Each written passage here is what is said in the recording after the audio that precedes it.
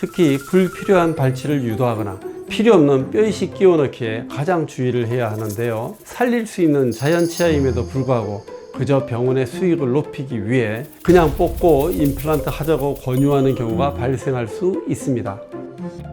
혹시 임플란트를 하려고 치과를 알아보다가 이런 생각을 해보신 적이 있으신가요? 왜 이렇게 가격이 천차만별이지? 병원은 정말 많은데 어디가 정말 잘하는 곳이지? 이런 고민들이 많으셨을 겁니다. 한국에서는 매년 100만 건 이상의 임플란트 시술이 진행되는데요. 놀랍게도 임플란트 재수술률이 5년 내에 약 10에서 15%에 달한다는 통계가 있습니다.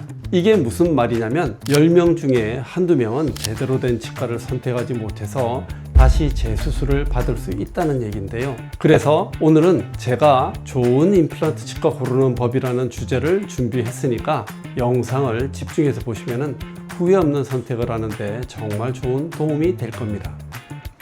치과가 한자리에서 얼마나 오랫동안 진료를 하고 있나, 임플란트를 장기간 사용하다 보면 보철물이 깨지거나 염증이 생기는 등 다양한 문제가 발생할 수 있는데요. 문제는 이런 사후 관리가 필요할 때 병원이 사라지고 없다면 어떻게 될까요? 다른 치과에 가면 타 병원 진료라며 정성스러운 관리를 받기가 어렵고 재수술을 받는 것이 쉽지 않을 때도 있습니다.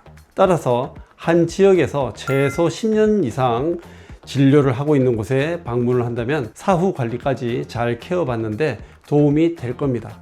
최소 10년 이상 한자리에서 꾸준히 진료를 해온 치과는 그만큼 해당 지역에서 환자와의 신뢰가 형성되어 있고 또한 책임감도 가지고 있다는 방증이니까요. 홈페이지를 찾아봐도 정보를 찾기가 쉽지 않죠. 저는 홈페이지와 블로그에 저의 27년 경력을 공개하고 있는데요. 만약 여러분들이 임플란트 수술을 앞두고 있다면 경력이 4, 5년 된 의료진과 20년 이상 된 외과 전문의 중에서 누구에게 시술을 받고 싶으신가요? 물론 경력이 많다고 해서 무조건 수술을 잘한다고 할 수는 없지만 그만큼 많은 시술 경험을 해본 의료진의 연차는 무시할 수 없습니다. 그러므로 홈페이지에 원장님의 전공이나 수술 경력을 확인할 수 없다면 상담을 받을 때 여러분의 수술해줄 의료진의 경력이 얼마나 되는지 그리고 임플란트 분야에 전문성을 갖추었는지도 꼭 확인해 보시기 바랍니다. 요즘 인터넷을 보다 보면 40만원에서 60만원대의 비용으로 임플란트를 할 수가 있다는 광고들이 많이 있습니다. 사실 임플란트 재료비와 숙련된 시술에 들어가는 인건비, 병원 운영비 등을 생각을 하면 광고에 나오는 비용으로 정상적인 치료를 제공한다는 것은 현실적으로 어렵습니다. 특히 불필요한 발치를 유도하거나 필요 없는 뼈이식 끼워 넣기에 가장 주의를 해야 하는데요. 살릴 수 있는 자연치아임에도 불구하고 그저 병원의 수익을 높이기 위해 그냥 뽑고 임플란트 하자고 권유하는 경우가 발생할 수 있습니다. 그리고 불필요한 뼈 이식 시술로 비용이 더 추가되는 경우도 비일비재한데요.